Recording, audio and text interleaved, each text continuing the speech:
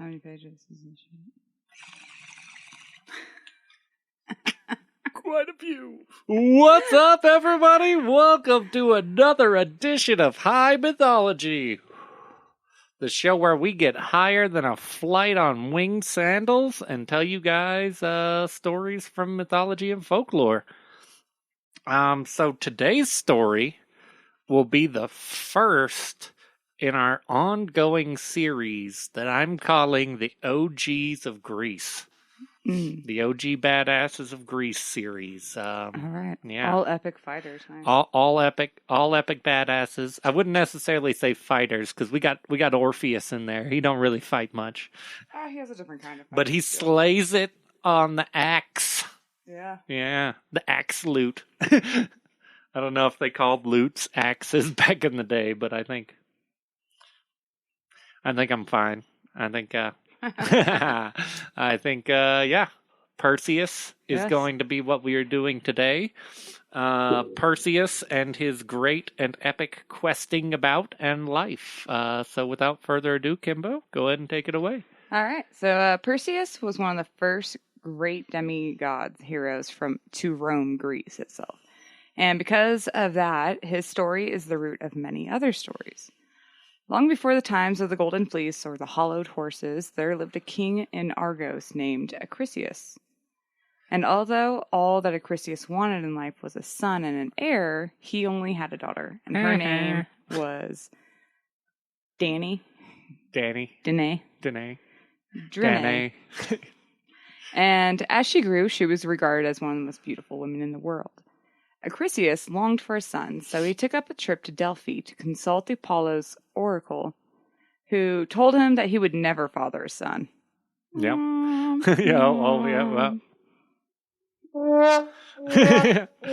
Also, I like that everyone just hangs off that oracle's nuts.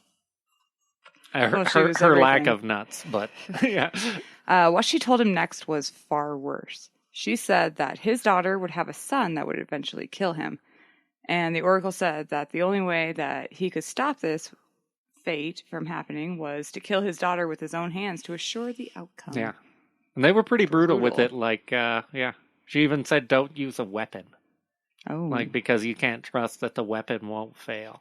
Oh. So you literally have to, choke the life out of her with your bare hands.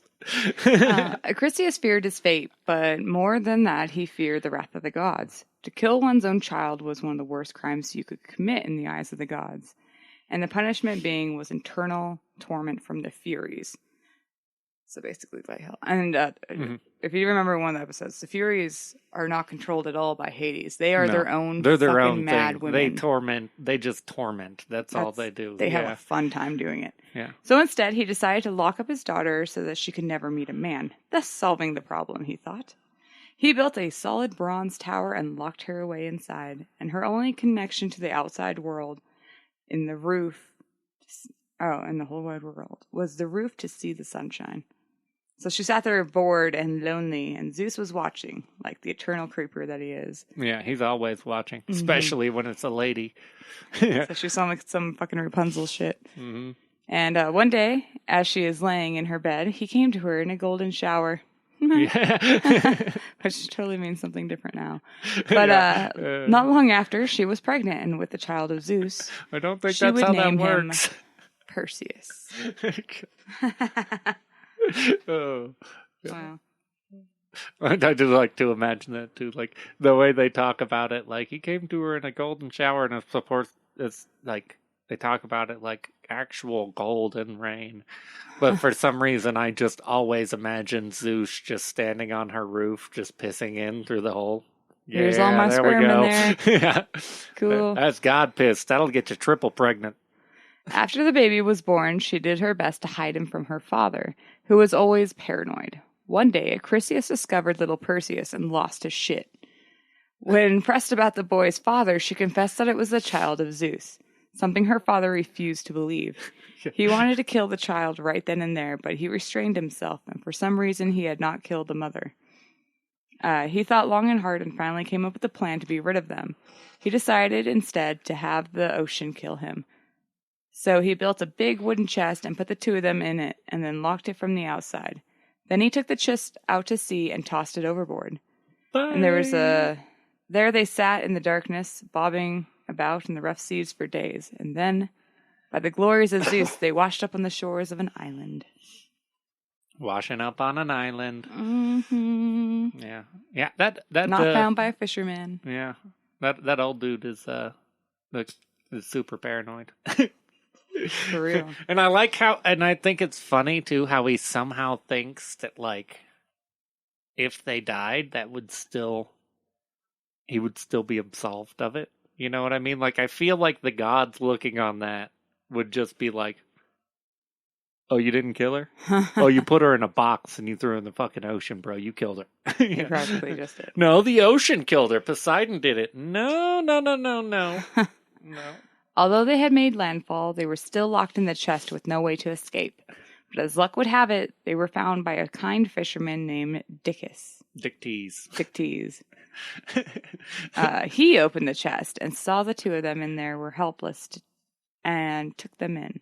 He and his wife haven't been able to have children, so they raised Perseus and Danae as their own, and they lived happily ever after. Nope. Just kidding. Nope. They did have some happy years acting as fisher folk while Perseus was growing up, but that would all change. Their stand-in Papa had a brother named Polydictus. Who was the ruler of the island. For years, he paid no mind to his brother's new wards, but one holiday, he decided to go full creepy uncle. He met Danae and instantly fell in love with her, and the only problem was Perseus. So Polydictus knew that Perseus would never let him just move in on his mom, so he decided to lure him away. Polydictus announced that he was going to be married, and then called all of his friends and Perseus together for a celebration. Everyone showed up with lavish gifts for the groom. Everyone except for Perseus, who was between jobs and didn't have, the scratch. Yeah. It happens. I've been there before. Come to the party. What did you bring? I brought you a book of matches. Oh, shit. Is that not what you wanted? So Perseus was proud and felt bad for bailing on the gift. So he offered to bring Polydictus the item he wanted most in the world. And Polydictus knew exactly what to send him after. The most dangerous prize.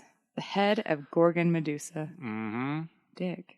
He played right into the king's hand and jumped up, declaring that he would not return without the head of the Gorgon. And he immediately jumped on a ship and set out for Greece to find the location of the famed beast. Yeah. That's the thing, too. And it's a kind of a trope you'll see through all these OG badasses. Compared to the later heroes, like Odysseus and whatnot, where they're all, like, reluctant. And they get sucked into a conflict. Oh, dude, he wanted to the prove early himself. ones, are straight up. I feel for Perseus. Like, I feel like he wanted to be like, all right. Oh yeah. Well, if you want to be my dad, then he wanted to be cool with it. Yeah, it even it's kind of alluded to later in the story with how long it takes him to come home. He just doesn't really, he's like, okay, I'll go get it, but like, you do your thing, If my mom's happy, I'm happy. Yeah. And also, he thought that he was in the clear, because that was the trick, is the guy, Polydictus, invited him to an engagement party, and he didn't have a gift for him. So he's like, I don't have to worry about this dude creeping on my mom. He's getting married. That's why I'm out, is getting him an engagement gift. When I come back, he's going to be married to some other chick. My mom's going to be doing her own thing. Yeah. Dictys is going to be out there dick-teasing people. All right, so before we move on, let's talk about the snakehead monster in the room, Medusa. And the Gorgons. So depending on the time period and who is actually writing the origin of Medusa, it can vary drastically. The look of either the Gorgons remaining pretty consistent throughout, though. They are large snake-like women and have long, sharp claws and wings on their backs. And their skin is gray, and on their heads is a bed of snakes. And not only were they able to fly really fast, but anyone who met their gaze turned to stone. Mm-hmm. They'd stone you. First is the classical take, which we covered in our very first episode. Yeah, High Mythology Episode 1, Creation/Castration. The explanation is that she is the youngest of the 3 Gorgon children of Typhon and Echidna, and they were born with their monstrous visage. Which seems pretty legit, seeing how, like, all the other children were, like, really fucking creatures. Yeah. You know what I mean? Why would they have one hot-looking fucking chick? That was kind of the thing. It's like, they have a ton of kids. We mentioned it all in our first episode, all their kids, and all of their kids are monsters. Yeah. You were basing this off of Hesiod's. Yeah, the OG is... Yeah, Orpheus is Ovid. Orvis. Ovid. Orvis. Ovid. Orvis also. But Ovid also. He was the Roman one. That's when he changed the Medusa to the hot chick. But anyway, so yeah, check out our episode Creation Castration if you want to hear more in the family tree. Wow. And the other main version is that this one might sound orally familiar, but it was popularized later by the Roman. Oh yeah. Mm-hmm. Okay, whatever. It was popular later by the Roman poet Ovid, who was the old school master in retconning character development. Yeah, because he actually, I found a bunch of the stories where basically what it seemed like what Ovid did was he would go through and he would take stories that other people did before, and he would just round out characters and add in character development. So he'd like redo like Troy, a lot of the Troy stuff that I pulled from, a bunch of that came from him because he goes back, and whereas other writers were just like, he was a beast, he did this, he goes back and he was like, he was a beast of a man, but he was sad inside. He needed to grow as a human to portray, like, you know, he had character listen to what happened to him. Yeah, listen to what happened to him. But he does add a lot of rape. Yeah. Yeah, okay. So anyway, so in that story that I'm mentioning is the Gorgon sisters. Shout out to what is this? Stethano and Uriel. Mm-hmm. Stethano and Uriel. And the sisters no one ever talks about. Yeah. So they were the children of the Perseus and Leto. They were the other 2 Gorgons. They've actually had names this whole time. Everyone's just called them the Gorgons and Medusa because Medusa got so popular. Yeah, no one ever even mentions the other 2 poor ladies. Perseus and Leto? Yeah. That's their names? Oh no, Porcius and Leto were their parents in the other myth. Instead of Typhon, and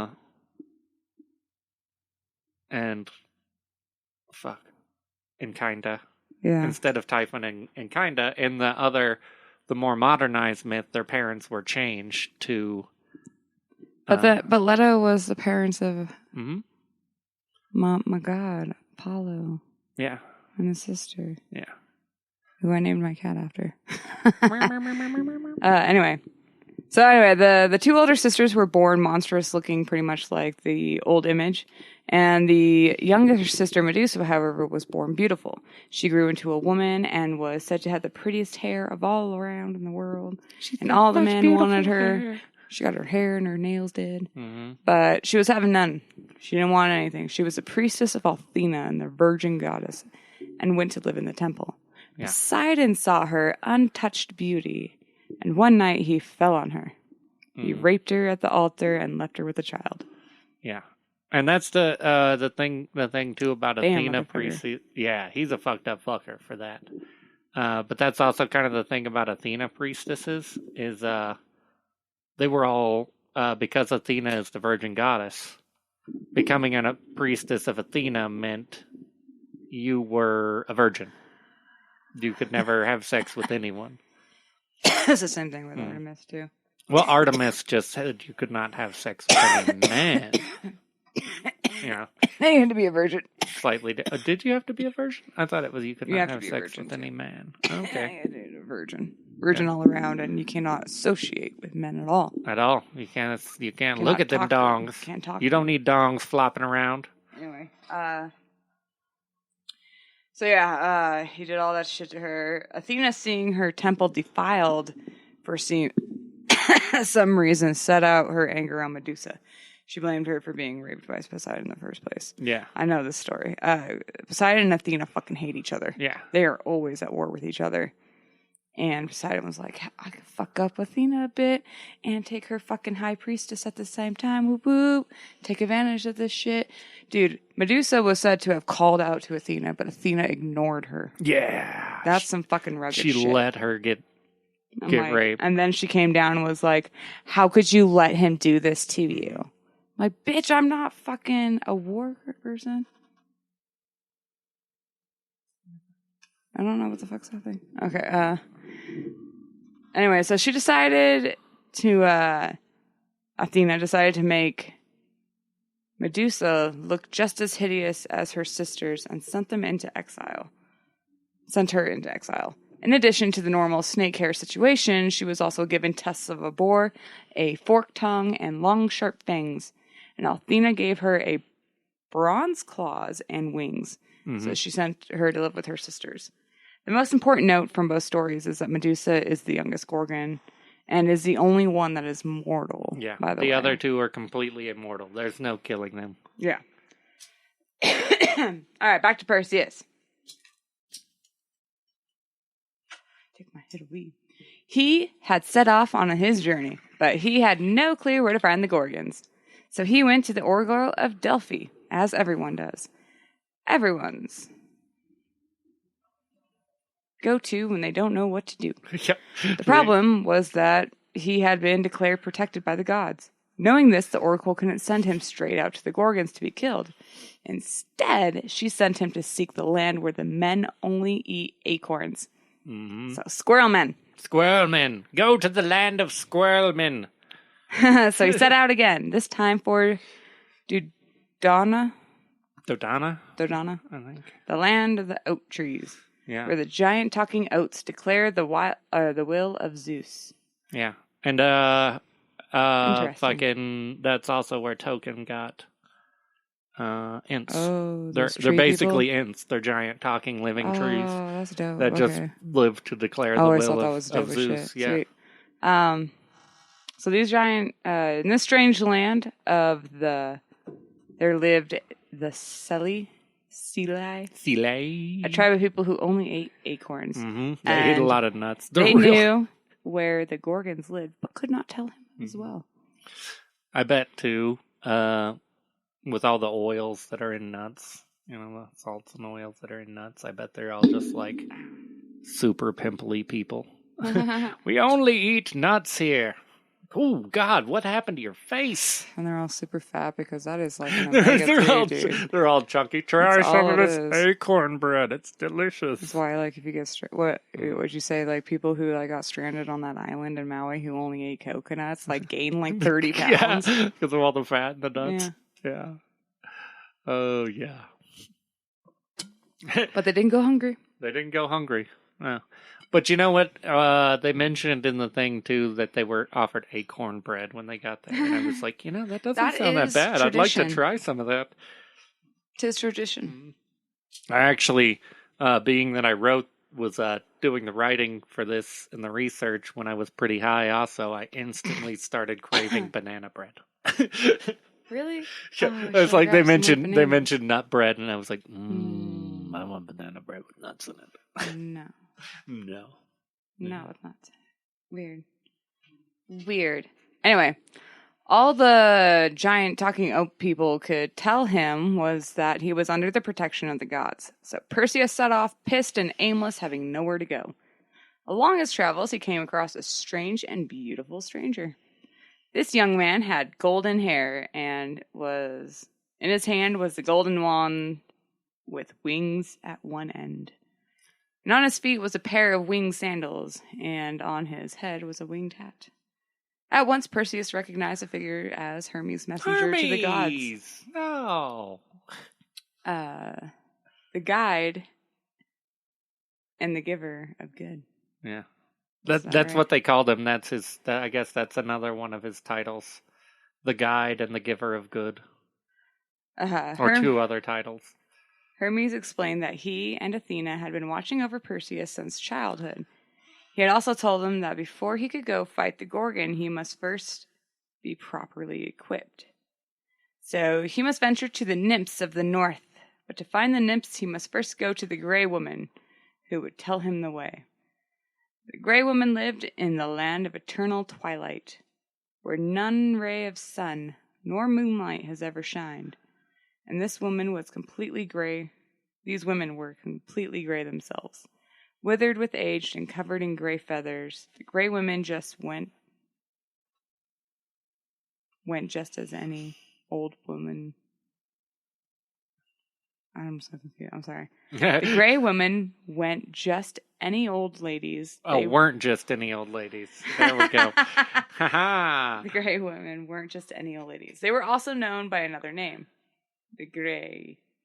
Gray. Oh, the Grey Ray. The Grey Ray. The Grey Rays. Grey Ray. The Sitters of the Gorgons. Sisters of the Gorgons. Sitters. I'm just dropping letters all over, apparently. You are. Dropping the ball on the right side. Tell where you got tired, yeah. Yeah. Don't worry, there's like 4 pages left. The Sisters of the Gorgons. And each of their foreheads, there was only one eye hole, which they would fill with a single eye that the 3 of them shared. Mm-hmm. And in that eye, it was that eye that helped Hermes make his plan. He told Perseus. Is it me? Am I up? Dusty. You must be stealthy on your venture. Hide until the eye is out, and they are trading it. When the eye is out, snatch it from them. Then fart in the eye hole. Or do whatever. Nice. Oh, wait. Nice. Yeah. Crowd goes wild. His holy protectors were not able to send him into Dickus. Dickus in hand. Dickus in hand. Mm-hmm. Through. Hermes gave him a magic sword that he could never be bent or broken, and with this sword he could chop the head from the Gorgon. As he stood admiring the sword, Athena appeared beside him, and she offered him her indestructible shield, and explained that he could use the reflection to look at Medusa to avoid getting stoned. With his amazing new gifts and the blessings of the gods, he set out to find the Grey. And the Grey Ray. The Grey Ray. And the journey to the Twilight Land was long and arduous. He traveled across the ocean and up the coast of the Black Country where the Crimeans lived, what is now Ukraine and Russia. Mm-hmm. Eventually, with the help of his divine guides, he makes it to the Twilight Lands. And that kind of tripped me out, too, when because in the old myth, it just talks about him making it up past Crimea, so I really had to look that up.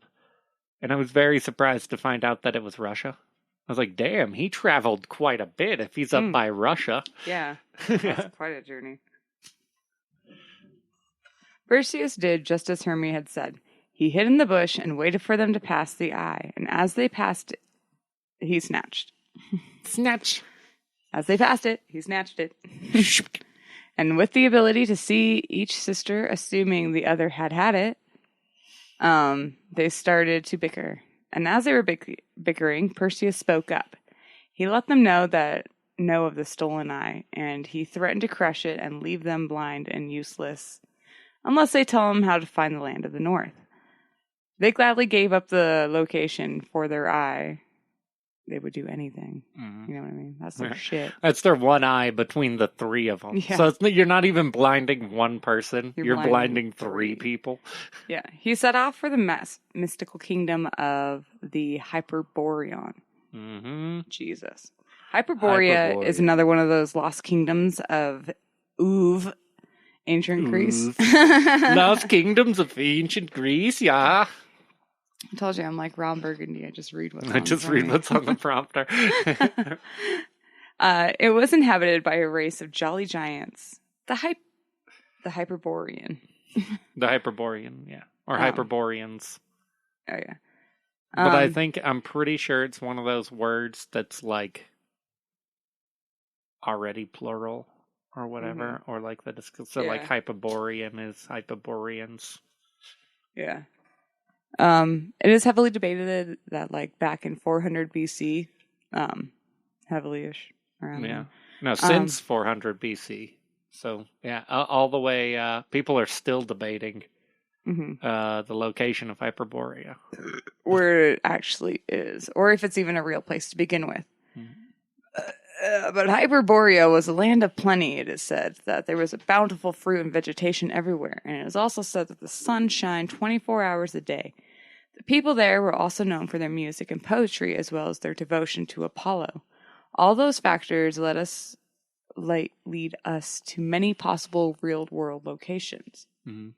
The first in Dustin's mind, the more plausible, is Britain. Mm-hmm. Many historians have investigated the concept, and it is somewhat fits, but the Celts that lived there would have been larger than the typical Greek, and during that period, Britain would have been lush and overgrown. Mm-hmm. One historian went as far as to say is that Stonehenge was the temple to Apollo built by the Hyperborean. I thought that was a crazy one. Mm-hmm. The idea that Stonehenge was actually just the Hyperboreans people's Greek fucking temple way back in the day. Totes. Others point... Oh no, go ahead. I was going to say, that's bullshit. They've, Yeah. But... Others point to a far more far-fetched option, but one with some seriously cool implications if it were true. A few historians postulated that it was in fact in Scandinavia, most likely Norway. The sightings of the fact say that the sun was always shining, much like an Arctic summer. Mm-hmm. This combined with the size of the Hyperborean people, their love for drink, music, and poetry makes it suddenly not so far-fetched.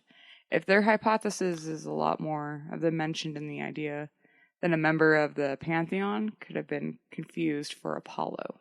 Yeah, and that's basically the idea is that if they say they did make it to Norway and they made it during the summer when the sun never sets, the people that they describe are a lot like what we know the ancient Norse to be, but also because of the fact that they had a pantheon worship like Greece did, it would be easy to mentally make the transition of saying that it got lost in translation between them when they were trying to explain who Odin and Freya and fucking Loki and Thor. I totally think that makes sense. When there's also the say that they confused Apollo, and your money says you say that you're betting on the Celts with Belinus. Mm-hmm.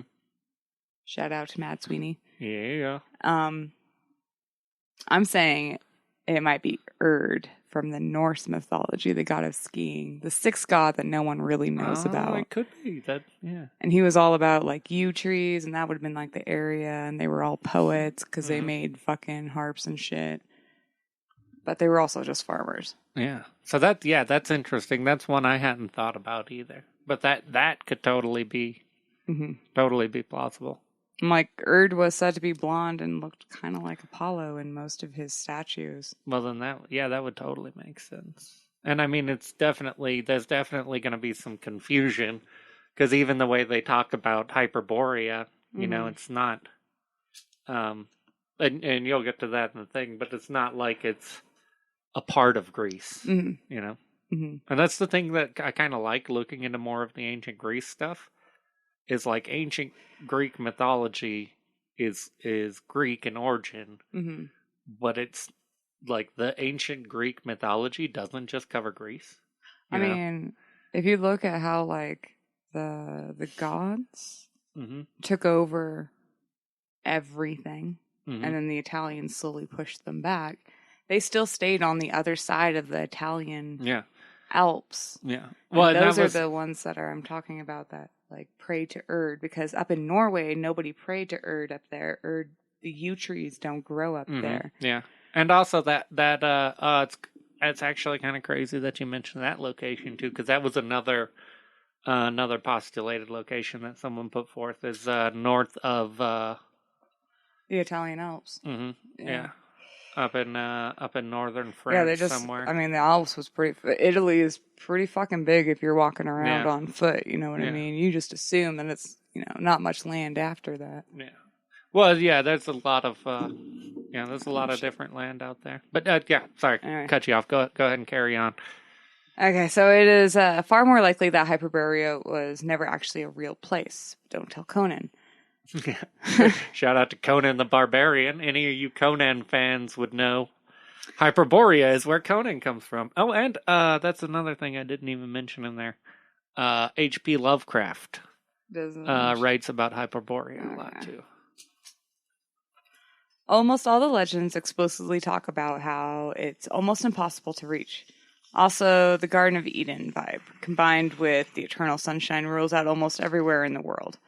Not going to be picking a lot of oranges in the Arctic Circle. Yeah. Interesting side note is that they almost never went to war with Atlantis. So to tie this up and get back to our story to Perseus was even told. Neither by ship nor yet by land shall one find the wondrous road to the gathering place of the Hyperion. Mm-hmm. And that was the most, and that's straight from ours that we're looking at, like the poem of Perseus, the OG one, when they talk about that, like that was the line when they talk about how you get to Hyperborea. Like, Jesus. Not by ship, nor by land, nor in any way will you ever find the road to even get there. All right, give me a fucking horse then, with wings. Yeah. Fly my ass there. Flying horse. With the help of Hermes and Athena, he slayed the journey that none before him had made.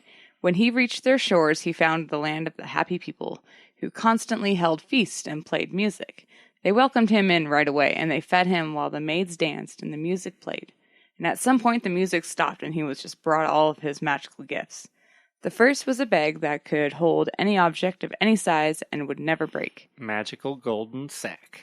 The Mary Poppins bag. Mm-hmm. Yeah. Nice. The second gift was a pair of winged sandals like the ones Hermes was always sporting. Brand new kicks. The third gift was the most unexpected. Hades' cap, his helmet of invisibility, and could make the wearer invisible. His new arsenal combined with Athena's shield and Hermes' sword, he was set. He's about as decked out as you could possibly be in the ancient world. That's like a video game worth of gold level items, pretty much right there. Like that's you're maxing out in your RPG now, Perseus.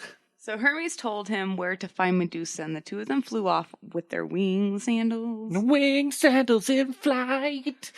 After a long flight, they made it to the island. He threw on his hat and floated into the sanctuary of the Gorgons. Once inside, he looked only through the reflection of his shield. He made his way around until he found Medusa. She, too, was asleep.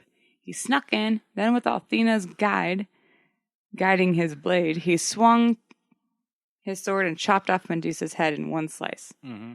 Wow, what a fucking dick. This is not as epic as I was imagining. Yeah, that's the thing, too, is I always thought, like, the OG Clash of the Titans, and then the fucking, I'm Sam Worthington, Clash of the Titans that they fucking had. That one made it look like a whole action scene, like 10 dudes went in, and they were all fighting and shit. Yeah. And really, it's like, he didn't even touch the ground, he just floated in, invisible. Well, Crossing Swords was doing that, too, with the Naked Lady Island. Yeah. That shit's fucking funny, I love that show. But, yeah, it's not nearly as epic as I was led to believe before. At least that part. His whole story, his story on whole, it's far more epic than I believed it to be. Yeah. But the killing Medusa part. That was so...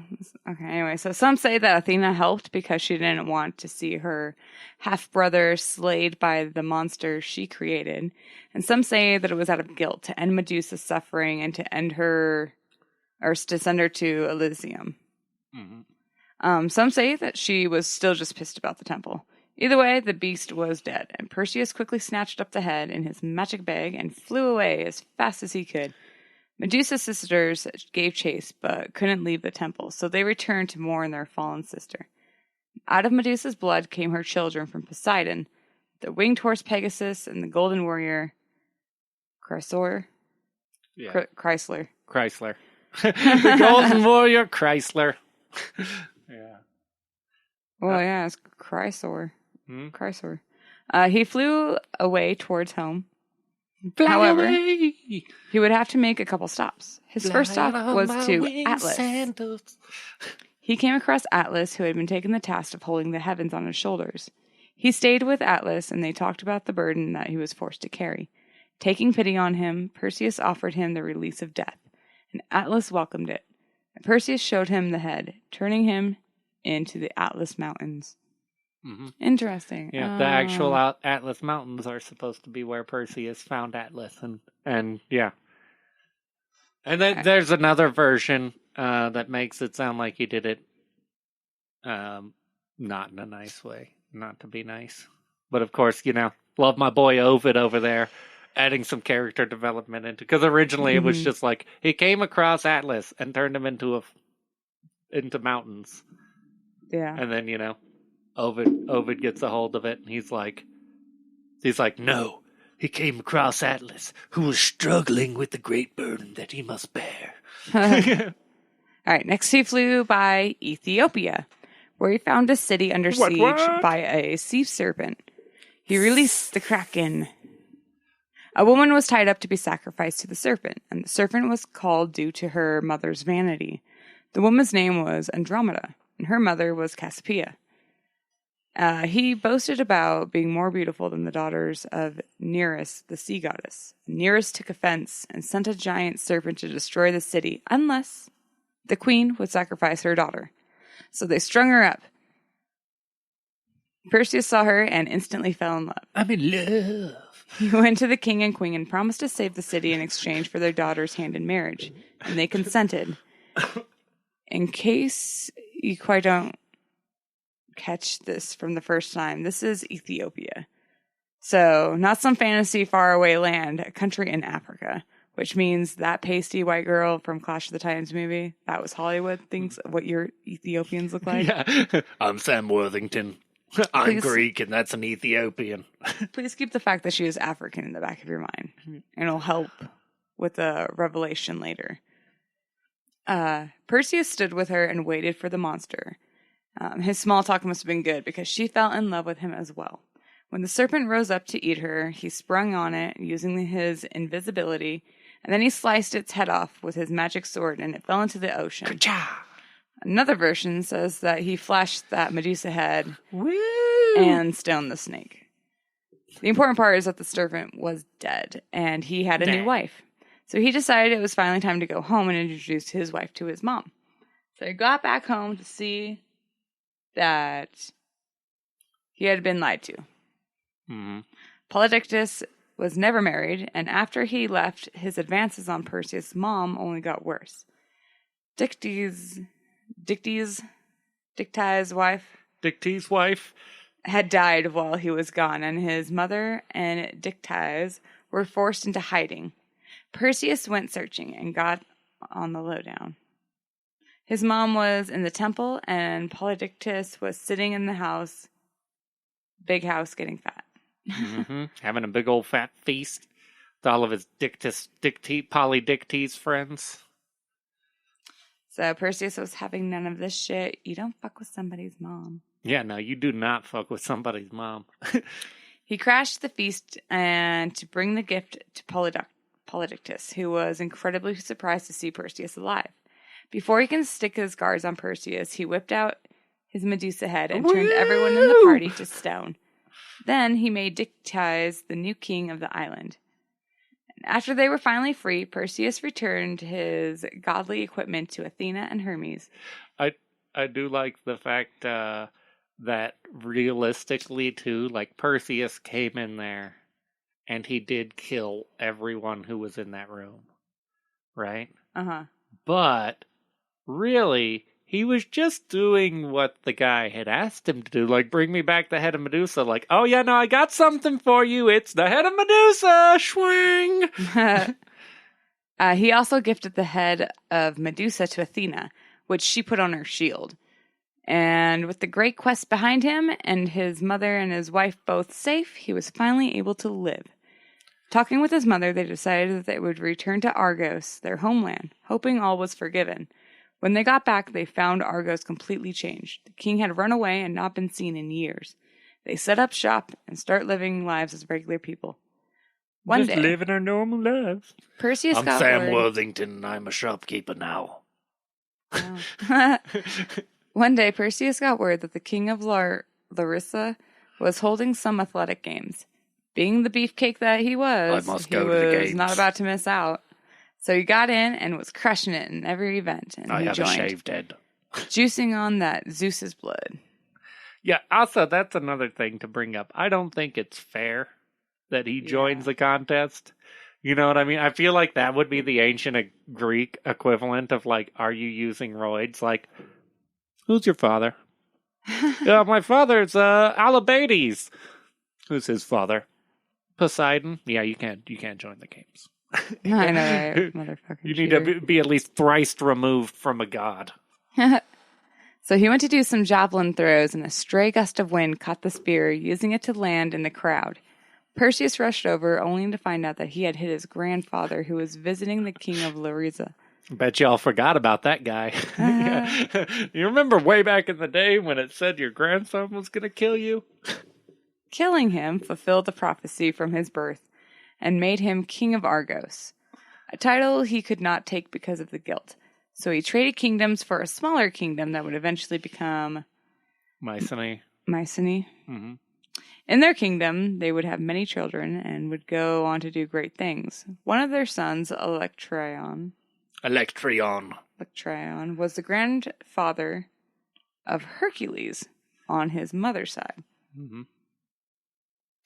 Which, if you're paying attention, means that Hercules is also part Ethiopian. Yeah. Oddly, because their godly lineage, Perseus is not only Hercules' great grandpa, he's also his half brother. Yeah. So that's Sick some guy. weird shit in that family. There's some weird shit in that family. But I do like that. I mean, I never, in all that I've known about Hercules, because of the way that it's always been portrayed, Mm-hmm. I never had any clue that, like, you know, he's part African, or that Yeah. Andromeda was African. Like the way they always made it seem. Yeah. And I even had to look it up. They called it Ethiopia. Ethiopia, and I had to look it up because I was like, Ethiopia, is that Ethiopia? Because I know Ethiopia took part in Troy. Yeah. So they know who Ethiopia is. And I looked it up, and Ethiopia is what they called not only Ethiopia, but that whole region of Africa Yeah. before Ethiopia was its own country. So it was like Ethiopia was Ethiopia, Libya, I think, and another country. I'm horrible with geography, but Fuck, I know. But I still think it's kind of a crazy twist, and also geography-wise. Yeah. What the fuck? Like, you They're know what I all mean? over the Yeah, fucking because place. like he sails up by Russia. Yeah. To find the gray ladies, the gray rays, and then Great rays. from there, obviously he sails north Mm-hmm. to find Hyperboria. Yeah. And he gets to Hyperboria, and then he flies to kill Medusa, which is said to be on an island. Oh my God, is Medusa on Madagascar? Oh shit! Oh, that would be like one of the only things. I just put that because he flies to the island with Hermes. There's a lot. And of I was islands thinking it around had to be. Madagascar, Yeah, I was thinking it actually. has to be one of the islands in like the Greek area. So I had always thought like Lesbos or Deimos or one of those islands. And just stuck him down there. But then, if you think about it, if he came across He was just Ethiopia on his going way around. home, Yeah. unless he made a real wrong turn coming from an island on Greece, Yeah. then he would have had to have flown probably down to the coast of Africa to have killed Medusa. Interesting. Yeah. Or somewhere down like that, down in that, Yeah. Maybe he flew to Polynesia. Oh, that makes sense that he would fucking... Well, I mean, where is Just he going? me and He's my going to buddy fucking... Hermes flying with the Well, first he goes to sandals. Atlas, right? Mm-hmm. He makes the Atlas Mountains. Where's the Atlas Mountains? Yeah, let's ask old Uncle Google real quick. That's where you'd want to fucking start asking. That's really... Because also, too, that that might have been thrown in, or it could have been retconned or after. I mean, yeah. Because I know almost First he could have gone to all of his stories. Oh, what? What? Atlas Mountains. Northwestern Africa. Spanning Morocco, Algeria, and Tunisia. Separating the Atlantic and the Mediterranean coastline from the Sahara Desert. So his shit could have been to do in Cuba. The Gorgons. In Cuba, yeah. Or it could have been Jamaica. East Africa. Or fucking South America, you never know. Well, you said it's the Northwest fucking Africa, right? So it'd have to have something to do over on the Atlantic side. So the Caribbean. Yeah, because that's a thing to actually think about is Ethiopia is in... He's got winged feet. It's not like he's doing shit. They said he journeyed for a long-ass time. And that's the other thing, too, is I also think, like I had said in the beginning, I think he didn't give a fuck about going home. I think he was just flying around, because it also didn't sound like he cared about going home until he had got a new wife, and he was like, I should introduce my wife to my mom. Oh, yeah, that hop on like my back, nice flying on my wing sandals. Hermes already split, because he was tired of him singing that song. Oh, but I got to do it in the Sam Worthington voice. I'm Sam Worthington, flying on these wing sandals. I'm the wind beneath your wings. Wind beneath my sandals. Nice. Oh, geez, Louise. So our sources for today's story, GreekMythology.com. I like that website. It's a good website. You get a lot of interesting, deep cuts on some Greek mythology. I prefer books. I'm old school. I prefer reading out of actual books, but it's always good to be able to just read something. Just read, just pop something up to get more clarification on stuff. I mainly use that for Hyperborea and the Gorgons and stuff. Just information on what's what. Yeah, and then my main source was the book Timeless Tales of Gods and Heroes, the 75th anniversary edition by Edith Hamilton. Its actual title is called Mythology. Oh, its actual title is called Mythology, Timeless Tales of Gods and Heroes. Yes. Boom. And to add to that a little bit, we have some of the OG sources, because a lot of this stuff came straight from the OGs.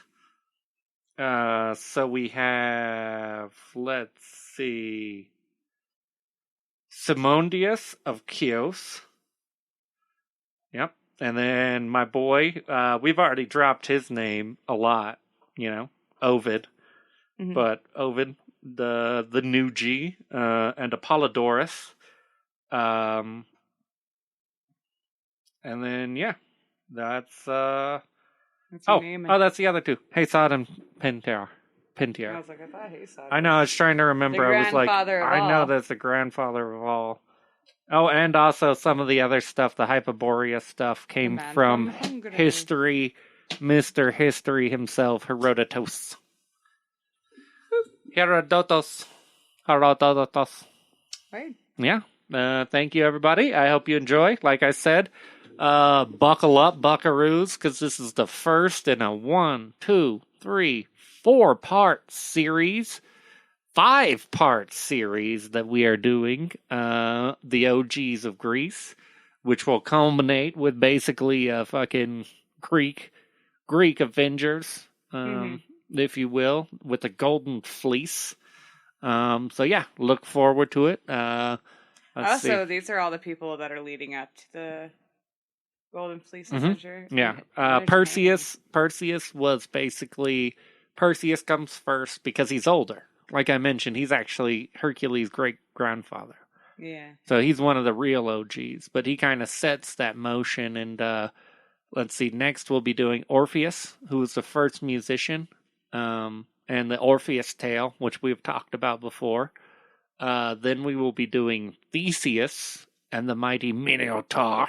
And then we're going to take a break for a different type of short story. Yep. Real quick. But then we're going to hop back into it and keep going. Oh, yeah. We're probably going to keep our shorts. Other than Orpheus, our shorts are going to be pretty random. Pretty off the keel. So, yeah. Sorry, I've been doing a lot of different types of research. But yeah, then Hercules and Heracles/Hercules get into that whole bag of worms. And then the mighty quest for the Golden Fleece featuring Jason and the Argonauts.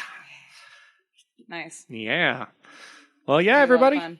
Hope you enjoyed. As always, give us any suggestions. If you got them, drop them in the comments. Like, subscribe, comment. Share it with your friends. If you like this, tell somebody about it. Shout it from the rooftops. Yeah. I want to hear it. Scream it into your pillow. I want to hear it. It won't help, but your pillow might subscribe. So, Oh, that'd be a plus. Yeah, we'll take pillow subscribers. Oh, I hit the wrong button. That was supposed to be drums. But that's the best sound for the fail ever. Okay. Well, good night, everybody. Have a good night.